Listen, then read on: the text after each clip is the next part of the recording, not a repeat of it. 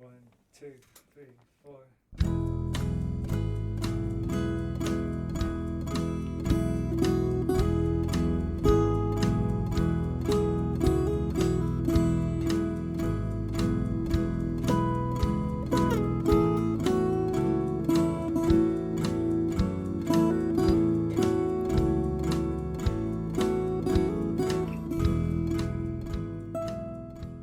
You are listening to SKYLIT, the SKYLIT Books podcast. SKYLIT Books is a general interest bookstore in the Los Feliz neighborhood in Los Angeles. You can shop with us from 10 a.m. to 10 p.m. or visit us online 24/7 at skylitbooks.com. Follow along at SKYLIT Books Instagram and Twitter. You can subscribe to the podcast on Podbean, iTunes, and Spotify. Thank you for listening, and now on to the episode. Hello, lovely listeners, and welcome to SKYLIT. This is the SKYLIT Books podcast, and I'm your host, Natalie Freeman. Today, we are so thrilled to welcome West Moss to read from her new book, Flesh and Blood, and after that, she'll be in conversation with David Ebenbach. Before I introduce them, I wanted to remind you that SKYLIT Books is open for in-store browsing, and you can always shop online 24/7 at skylitbooks.com. West Moss has published a collection of short stories, and her award-winning essays and poems have appeared in the New York Times, Salon.com, McSweeney's, and many other publications. She has a certificate in narrative medicine and works at a university in New Jersey, where she lives. And David Ebenbach is the author of 8 books of fiction, poetry, and nonfiction, including his novel, How to Mars. Kirkus Reviews said, a poignant examination of what it means to be human. His books have won such awards as the Drew Hines Literature Prize and the Juniper Prize, among others.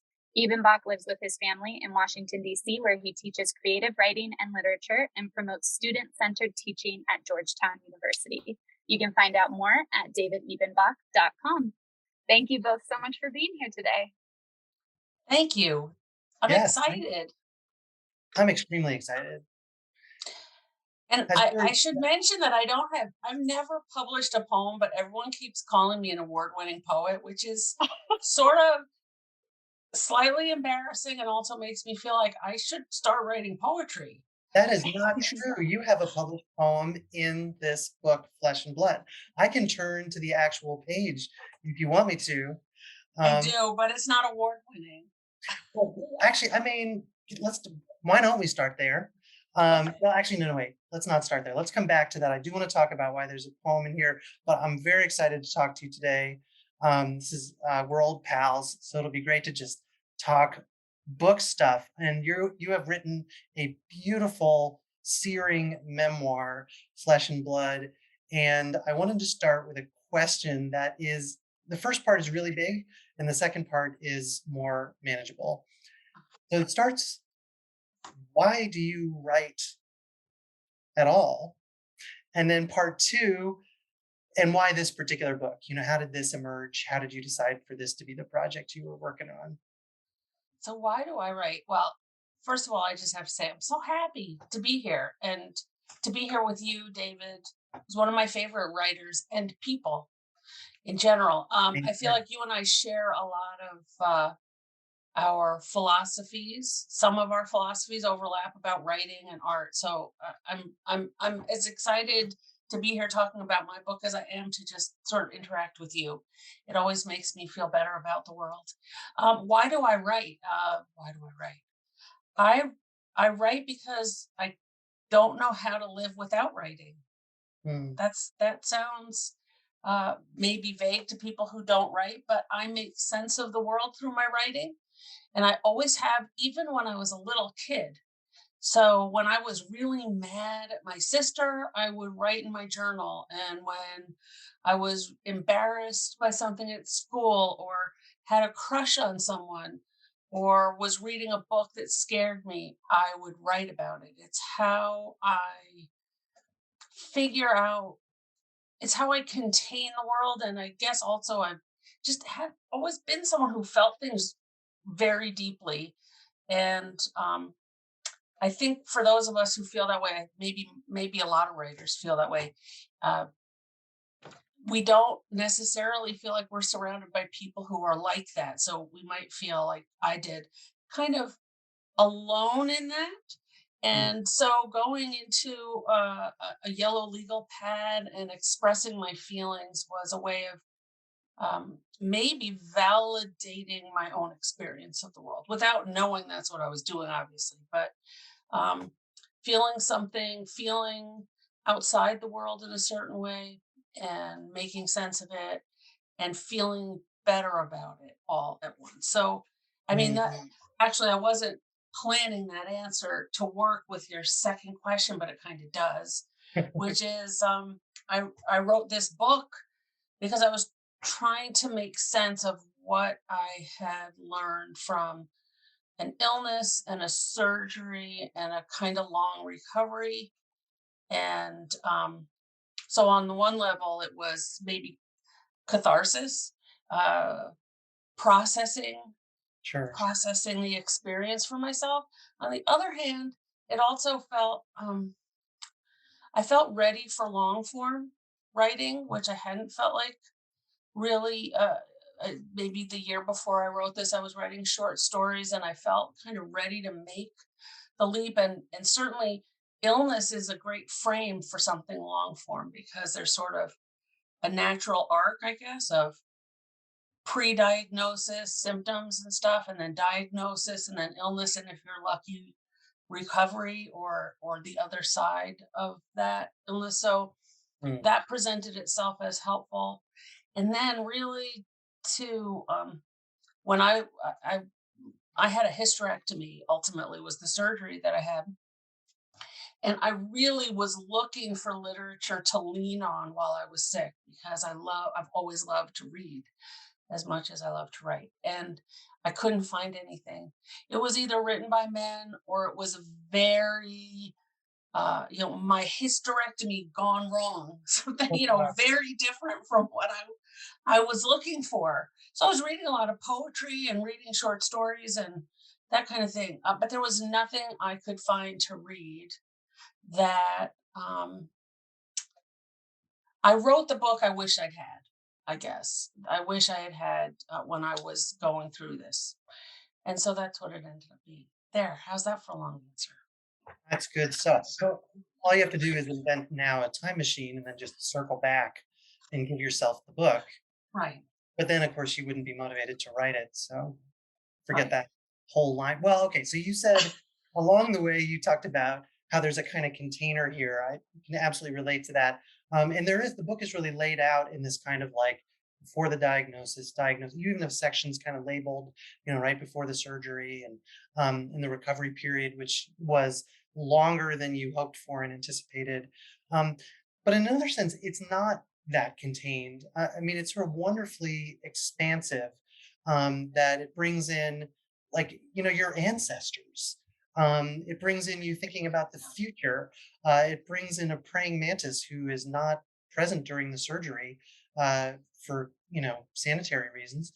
um, and it's in a way also a very big book. So how do you know when you're writing a book what comes in and what stays out? And Well, don't you find um, there's a certain thing that happens with being creative where you bring things in, you're like, well, this doesn't make sense, but I'm going to bring it in. And then you realize, oh, it actually does make sense. Mhm. So there's a whole long stage for me with my writing that is just me giving myself permission to write what I want to write, even if it doesn't seem like it makes sense. So it's sort of messy. I would call it a first draft, but it's more like the first 20 drafts or something. I write a lot of drafts um, where I just give myself permission to play. I also wrote the whole first draft when I was in Holland, and I was there with someone else who had been at the Virginia Center for the Creative Arts, which is where I met David. I was there with my friend Marie Myung-Ok Lee, Oh who's yeah. also a writer. And I remember coming downstairs. We were house sitting. I remember coming downstairs and saying to her, I'm writing these really weird, tiny sections. The chapters are like a paragraph long. And she said, what I've said to other writers but couldn't do for myself. She said, let it be what it wants to be. Yeah. Right. I was like, oh, thank God. Being around other writers is really great, because we all kind of struggle with things. So that was amazing. The timing of that was amazing. I was also reading this Dutch writer while I was there, a little after I think Marie went home. And it turned out he was writing these crazy little fists of these short stories that are like a paragraph long. And so there's that in terms of form, but also, I weirdly like, okay, the praying mantis doesn't have anything to do with the story on one level. But then when I reread the draft, I realized, oh my God, I think of him as a male praying mantis through most of the time that he's just in the sunroom with me where I'm recovering. And then he lays all these eggs, and it turns out obviously it's a female praying mantis. Yeah. But I still call him Claude. Like there's something about gender in all of this. And when I realized this was going on and sort of the mutability of so many things, and here I was sort of losing my uterus and losing my potential for childbirth. And I don't know, it turned out that my instincts for almost everything in those early drafts, I kept. I listened to that instinct. There were things I took out, like I had a little bit of a snarky chapter about some things that people did that I didn't like when I was a patient, like what not to do. And as I was revising it with my editor at Algonquin, I increasingly hated that part. Mm. It just felt mean and like I was trying to settle the scores, and I took that out. So part of, just going back to another little piece of your question, why the ancestors, which sort of goes outside of the time frame of it, I think I brought them in because I was thinking about them a lot and trying to feel like, what's my purpose on this earth if I'm not going to have kids, which was a real question for me and is still a question that I ponder. I caused me to think back to the women who came before me. So even though they're not alive during the present tense of the book, they were alive for me as a patient pondering these big questions. And I thought, bring them in. And, even though it is a book about an illness on one level, I don't think of it that way. Mm. That's just a convenient frame in some ways. It's really about family and legacy and a happy marriage and uh, the gifts that my mother gave to me and her mother gave to her, etc. So, okay, I think I answered your question. I think all of that comes through amazingly. And it's kind of paradoxical in a way. I'm glad you brought up a chapter that you removed because it felt mean, because I think there's this paradox of you've got these small little chapters and a very focused memoir in one sense, but yeah, it gets really big and takes in the whole world. And it's about so much in a way that really works well. And I think what it comes down to is a deep kind of generosity that you have and that you bring into this book.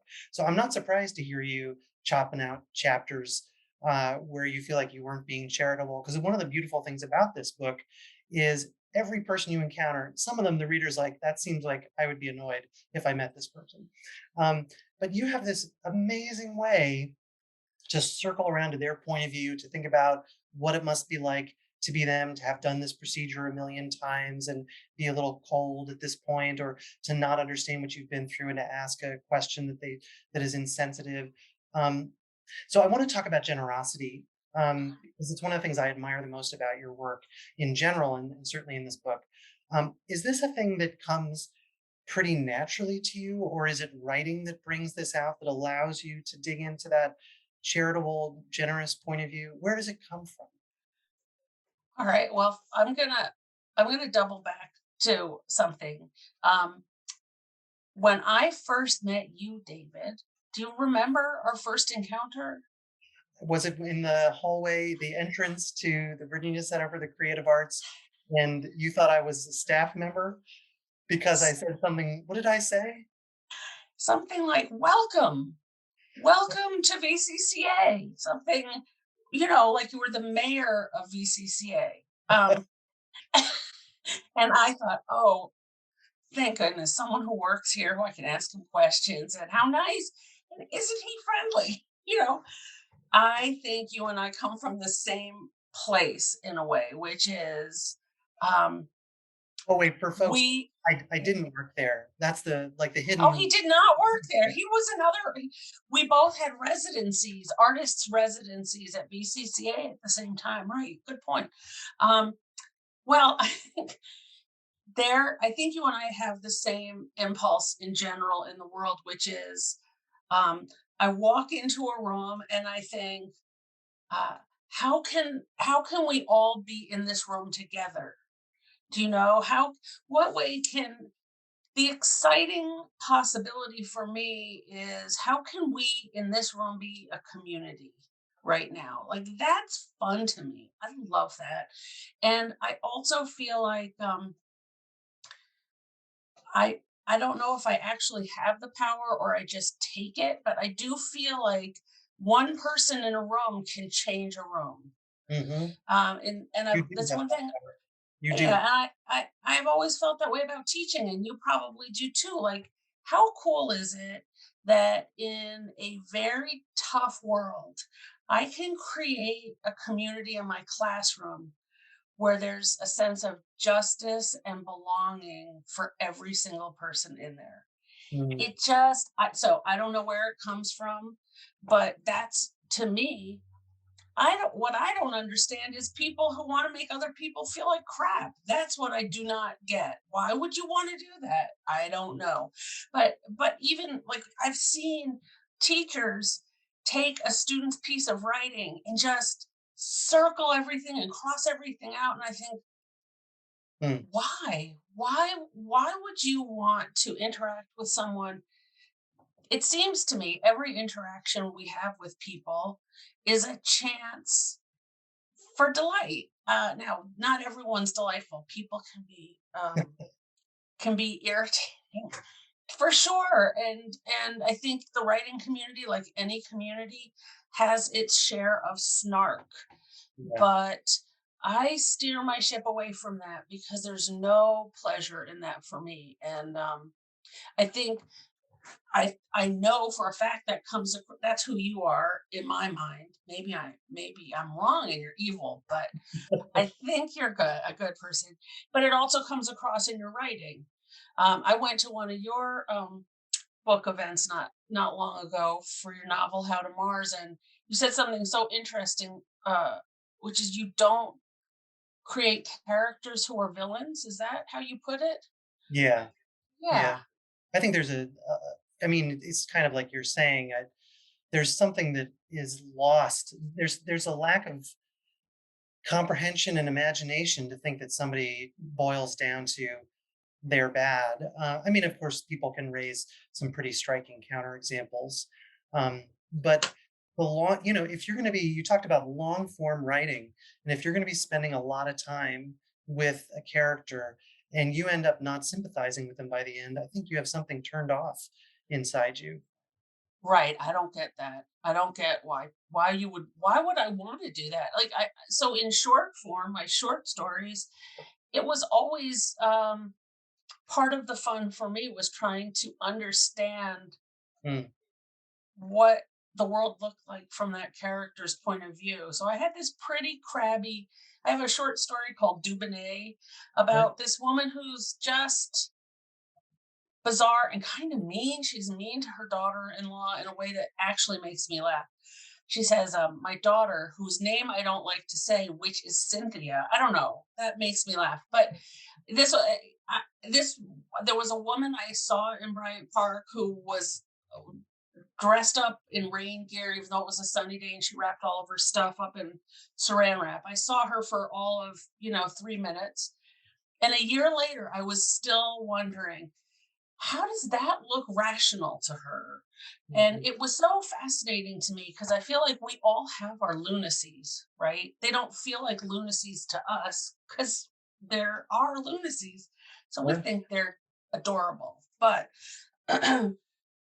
part of what I love about writing is I get to imagine how this sort of interesting woman who was all clean and had lipstick on and everything, how did it make sense to her that to go to the park, she had to wrap all of her stuff up in saran wrap and take it with her? And what a joy that was to get to know her and to see, you know what, she's great. I, even with all of her, meanness to poor Cynthia, I loved her. So I'm with you. I don't know how you spend time with the character without loving them. And I think even in real life, because this book is nonfiction, Hmm.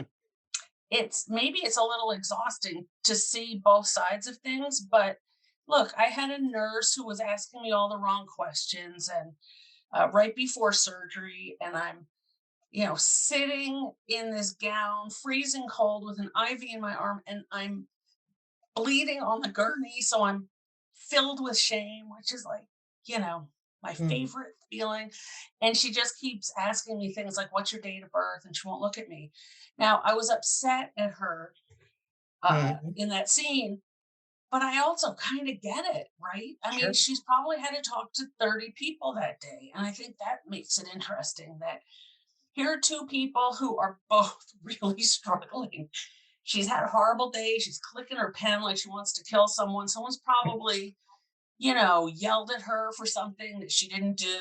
And now I'm sitting there bleeding on the gurney, feeling like hell. And how do we, I think we both kind of failed in that moment. We both did our best. And I look back on it and I wish I could have, you know, burst out laughing or something, or burst out crying, or hugged her or something. I don't know. We didn't have to be as at odds as we were, but I wasn't coping that well. Well, So that's yeah, I fair. mean, yeah. I mean, and because you're a writer, you sort of get a second bite at the apple because you incorporated her into this book in a way that's part of this, again, this great, generous, beautiful view of the universe. And I got to tell you, I have so many questions that I want to ask you, and I know we don't have time for me to ask all of them. Do you So want I'm to just, do a speed round and I'll answer really fast? well, it's not like they're, short answer questions. These are Okay. deep questions, Wes. 4. That's Oh, my answer to all well, your questions. actually, that covers several of them in one go. So thank you. Well, you mentioned the word shame, so let's go in that direction. Let's talk about shame. Yay. Okay. Um, we live in this culture where shame about the body is like beaten into us real early. We all feel it, I think. I think women are made to feel it. If you ever forget for a second that you're supposed to be ashamed of your body, there's so many reminders out there for women. It's a Yay. terrible environment in that sense. So we're raised to be ashamed of our bodies, and yet in this memoir, you're really frank. You're talking about genitals. You're talking about internal organs. You're talking about the reproductive system, uh, and you do it very frankly and directly. And I guess what I wondered is, given all the stuff we're raised in, was that hard for you to do? Was it exciting to do? Could you talk about that process a little bit? I just it was not hard. It was not hard to do. And I think I pictured as my audience a dear friend, not one particular person, but like I was going to write this as though I was sitting around having a glass of wine with an old friend. And how would I talk about it? And we would talk about it frankly. We would just say, I was bleeding all over the gurney and they wouldn't put a towel down. I don't know what that's about. Um, I also think it's when you're sick and you're being prodded and poked and it's your uterus and all of that menstrual blood for months and months and months, you get a lot less precious about things Yeah. because you have to like there's a scene. This is so gross, but there's a scene in the book where the doctors are asking me to describe the color of the blood. I come in after surgery and I said I went through 5 pads, and they're like, well, what kind of red was it? And I'm like, I don't know. Get the right. Egg red, brown, red, I don't know, and so we're just having these conversations all day long. So in a way it was liberating, but also it was purposeful because I really want us to be able to talk about this stuff, and I want men to be able to talk about it too. I feel like Yeah. if we're going to be able to be less ashamed about these things and get more comfort from each other, we have to have language for it. And I think about my husband. He went through this differently than I went through it, but he went through it nonetheless. My miscarriages are his miscarriages too. Mhm. And if I'm having trouble finding language to tell people about it, I know it's harder for him because no one's saying to him, how are you feeling? Like through that whole time, I think no one ever said to poor Craig, so how are you? Everyone was saying to him, how's West?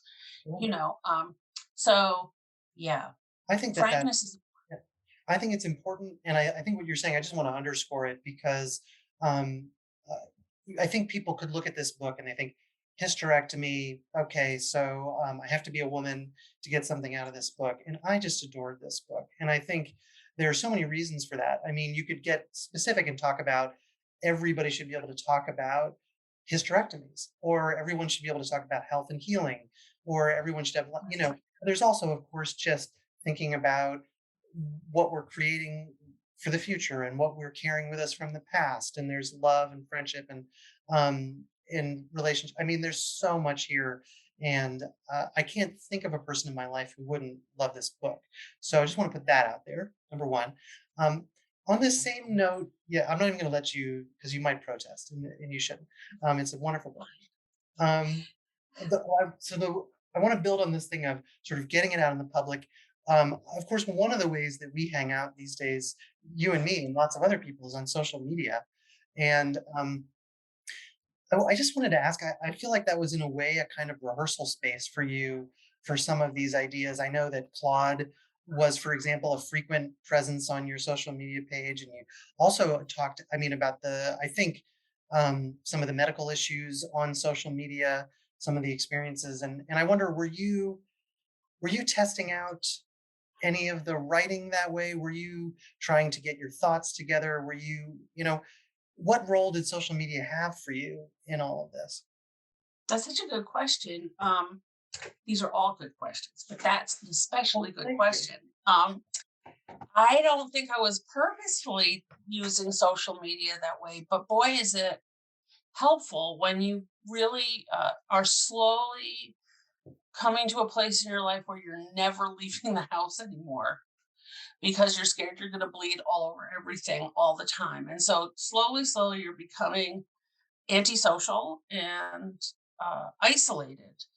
And so social media is great for something like that, in that you can be with people and still be near the bathroom if you need to be. I think you So just there's made a new slogan for Instagram. that We should make some money off of that. is perfect. It's so true that you can make money off of that. So yes, Instagram. Be with your friends and still be near the bathroom. Um, but I'll tell you how I think social. I have so many answers to this, but I did. One of the shocking moments for me was on social media when I finally knew what my diagnosis was and that I had this path that I was going to get a hysterectomy. And I thought, okay, I'm just going to let people know. And I posted it, and I have to look back at that post. It's from whatever 5 years ago now. Dozens of people responded, Sure. dozens and dozens and dozens, not just to say, oh, I'm sorry. It was all people saying, I had a hysterectomy too. Hmm. People I'd never known, and they had no way. Like, you don't just walk up to someone and say, hey, Dave, I just wanted you to know I had a hysterectomy a few years ago, right? There's no mechanism for these things. But Other there people I do. was, and just sort of saying it out, putting it out there meant that all of these people suddenly had an excuse to tell people. And I did hear from a lot of those people that I was the first person they had ever told. Yeah. Just because how do you tell people? So there's that. I also think social media has been a fun experiment for me because I kind of hate social media. Maybe we all kind of hate it. I hate all the comparisons. I hate the showing off. And one of the things I tried out a few years ago was just making fun of myself on Facebook because it Face always plant makes me Friday. Faceplant Friday. It always makes me laugh when I'm an idiot. For some reason, that's like my happiest thing is when I went on a job interview, met with the dean of a college, got home and realized my pants were on backwards. And that's a true story, my friends. And I got the job.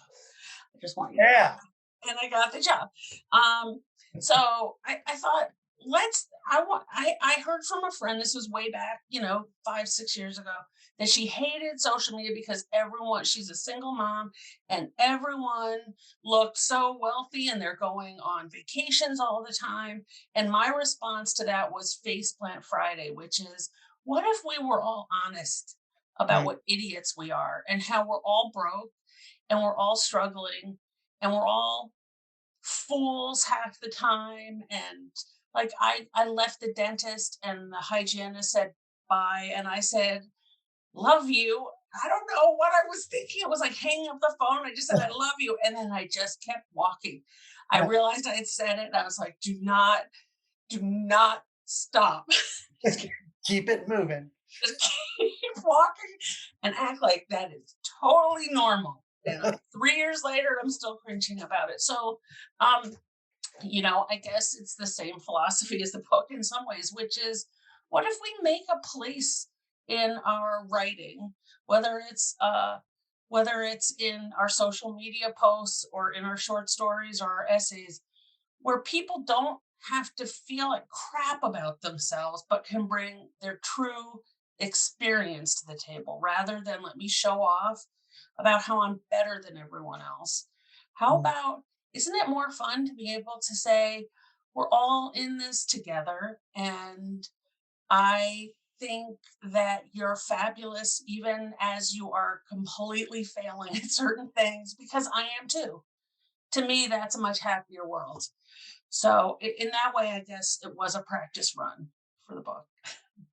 Love that answer. And I wanted to go back to one piece of it, which I had no idea just the number of hysterectomies that happen every year in the United States. And your book taught me that. It's what is it? 1 in 3 women. Oh, All right, don't ask me a math question, first of all. I here's how I know it, and you tell me if this is 1 in 3. 600,000 women in America every year get a hysterectomy. I mean, is that 1 in 3? I mean, who knows? Sure. But that is a big number to talk about something that we aren't talking about. How weird is it? And I mean, for me, it was really dismaying to think there's this big thing going on in lots of people's lives, and it's kind of invisible. And your book really brings it into visibility, which I think is a beautiful thing to do. I was shocked about that too. I didn't know that when I was going through it. I found that out. That's a CDC number, and I read that. I was like, wow, why do I feel so alone in this? This is weird to feel so alone.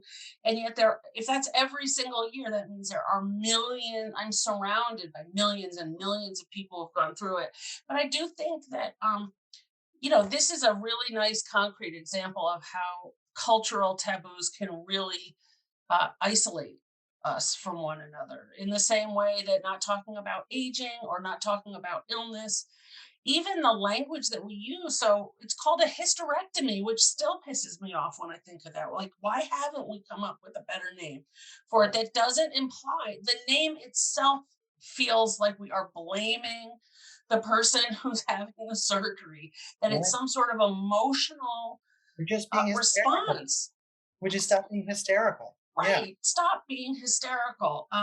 So that I feel like it's like gravity. We are unaware of the ways that our culture is acting on us. But I think that we very clearly get the message, don't talk about this. It's going to make people sad. It's going to make people feel sorry for you. You're not going to seem like a real woman. And weirdly, not having a uterus, I know it's supposed to make me feel different. It doesn't make me feel like less of anything. It's weird, but I know I'm supposed to, but I don't. I don't know that that's Um, weird at all. I mean, but yeah, and I got to say, for folks who are wondering about whether, should I jump into this book? It sounds like, it's going to be nonstop sadness. And I got to say, the emotional range of this book is tremendous. I mean, it's definitely the kind of book where you're going to get moved to tears at times, but you're also going to be laughing your ass off. And you're just going to be full of wonder at other times. Um, so, as to whether you should feel like a different person as a result of having your uterus removed during surgery, I don't know what the should is there. But I do have a question about change in you, which is, do you feel different as a result of having written this book? Like, did writing this book change you or change things for you in any kind of way that you can notice? that's you know, I'm just going to say what the answer that comes to mind, which is what feels really different is publishing the book, Ah, right? Which sounds odd, but I've always written, as we said early in our conversation, but I did not start writing for the public until my husband and I decided not to have kids. Like there was a moment where I thought I still being pregnant had sort of awoken this desire to really create something and to leave a legacy behind, and that was thwarted. And I made this conscious decision to really study writing to be the best writer I could be. mm, um, and so I don't know exactly what year that was, 2010 maybe, and I went back and I got my MFA, and I've been working really hard while I've been working full time and all that kind of stuff. Publishing this book, it's interesting. I With this book, I have another book that was published, a short story collection, but there's something about the publication of this book where I feel like I am this is this is my debut for me as an author in a funny way. This feel like I have an agent, which was different than I did when I had my short story collection. I have a very amazing publisher in Algonquin who is my equal partner in wanting this to succeed. And I feel like even, here we are in this podcast together, talking to people in California. This book and this publisher and this agent have all given me the ability to talk to more people. And so I feel like I've reached a different level. I feel like I'm a better writer with this book because I got to work with this incredible editor, mm, and also because I'm a better writer also than I was a few years ago, and that I have a little bit more of a public presence because of the access that I'm given because of Algonquin, I think. mm. Being really actively involved in helping me get the word out. So that feels very different. Um, I'll tell you, there's a lot of personal stuff in the book, as you said, but the only thing for some reason that I'm nervous about with the book is that I talk about religion for one tiny little chapter. It's like a page and a half. And Oh, for some reason, that's the thing that makes me feel exposed. why? Um, I don't know. I mean, I think talk about things that are taboo in our culture. I talk out loud in that book about being an atheist, and Mm, I'm expecting some people to judge that. And mm. I don't know why that matters more to me than, them pulling the packing out of my incision after my uterus, which is a pretty intimate scene. But yeah, so I feel memoir is interesting because I think even when we're writing fiction, we're exposing ourselves, but certainly the exposure in this case is kind of hard to miss. Yeah, no, it's I think literally exposure according to the law. Um, and I do want to say the subway stops at Bryant Park. Your short story collection don't anybody get the wrong idea. That's a beautiful collection of stories. So, I mean, you may be getting better as a writer, but you started at a pretty high level. So I wanted to make sure people hear about that. Thank you. I love those stories too, and I love those characters, and I want to work with them again. And Someone's actually working on some short films based on a couple of those short stories. So I'm really excited to see how that happens, like what that looks like. It's a thrilling prospect. And you talk about, it's interesting that there's that one moment of nervousness around the chapter on religion, out of all the things. That feels promising to me. I can't help it. That like it feels like there's energy there, and I wonder if there's another memoir, that About religion. Yeah, because I mean, my philosophy has been write about what I'm the most scared about, Right. and you seem to go right at the difficult stuff. So why not?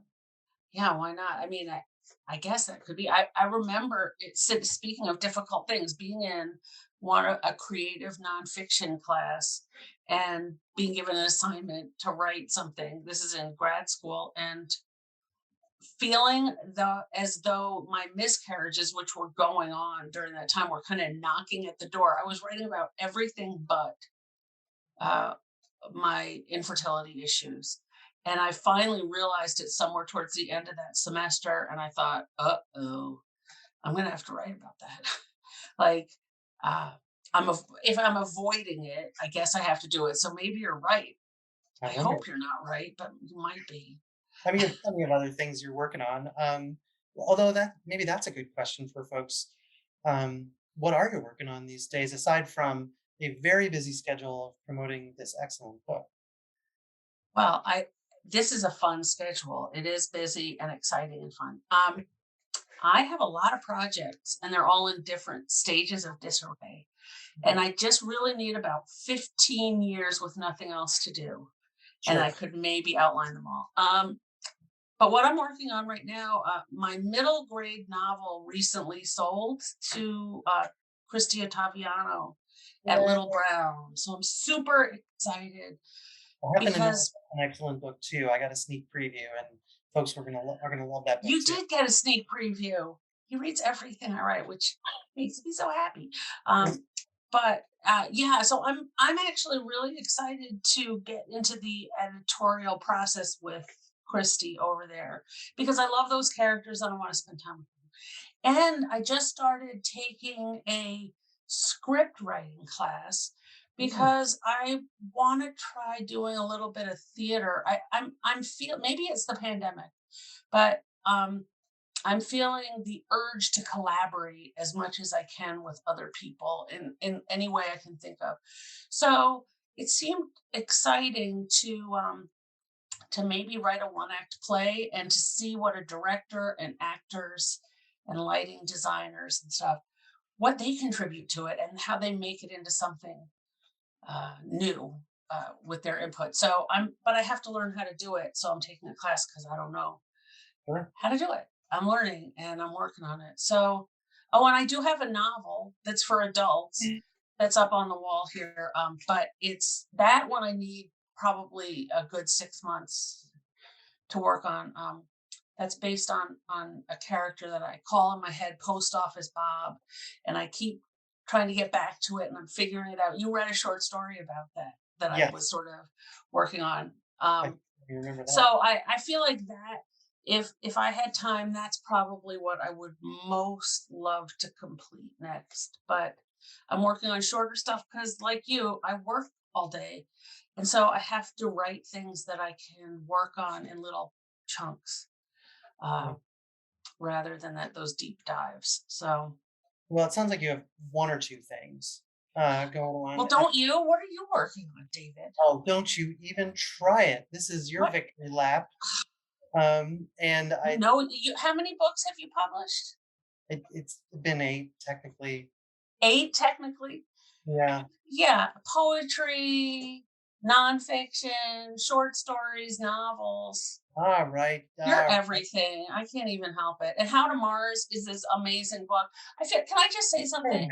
Hey now, stop it. About How to Mars, though. I feel like this parallels a little bit of what we're talking about with my book, which is, doesn't this feel like you've sort of cracked long form fiction in a way with this? Like this feels so sort of confidently this book, and I really relate to it in that way. Well, thank you. I am getting signal from Nat that we are short on time, so I may be able to dodge this question. But I guess I'll say in the short version, yeah, it feels like maybe something's happening, and I'm glad about that. But I have really enjoyed I have 95 other questions, but I've really enjoyed getting to ask the ones that I did. Thanks for hanging out. Oh, David, you're the best. You're the best. You are really the best. Okay. Thank you both so much for such a generous and hilarious conversation too. Wes, I was thinking when you were talking about saying I love you too. The dental hygienist. Or the dental hygienist. My friends and I at one time we accidentally said to the pizza guy on the phone, "I love you, bye," before and now we just do it all the time because we think it's nice. It is nice. It is nice. You meant to do that. I'm just saying. Yeah. Well, not the first time, but then we continued to do it. It was an accident. It was like, okay, love you, bye. Oh, I can really feel that though. I do love that. And I love you, Nat, even though we just met. I know. I love you both too. This was such a lovely conversation. This really was. And yeah, I enjoyed it so much. And I have some people in my family who have had hysterectomies, other close like mother figures in my life who have had hysterectomies, and that we have either know or you feel like there are people who might need it, or just to be able to say it's here. So if this does end up happening, there's someone else you can listen to and start a conversation with. And Nat, my hope is that that it is a device for people to tell each other that they are having something like this. Like I have gotten people are finding me now on social media who I've never met, who are telling me they're having surgery for all sorts of things. And so maybe it's not just for hysterectomies, maybe it's just for when you're struggling physically and don't know how to talk to people about it. That's great. Yeah. I'm sure that it will circulate. It will circulate. We have our copy. Well, we will have our copies in the store. And again, for our listeners, and you can get your very own copy of Flesh and Blood from SKYLIT Books or at skylitbooks.com. Thank you both again so much for joining us, and we will see everybody soon. Thank you. Thank you. Thank you for listening to the SKYLIT Books podcast series. Please don't forget to visit our website at skylitbooks.com and make sure to follow us on Twitter and Instagram. Also, don't forget to subscribe to this podcast for more author talks and bookseller conversations. You can find us on Podbean, iTunes, and Spotify. Stay safe and healthy, and we hope to see you back in our store soon.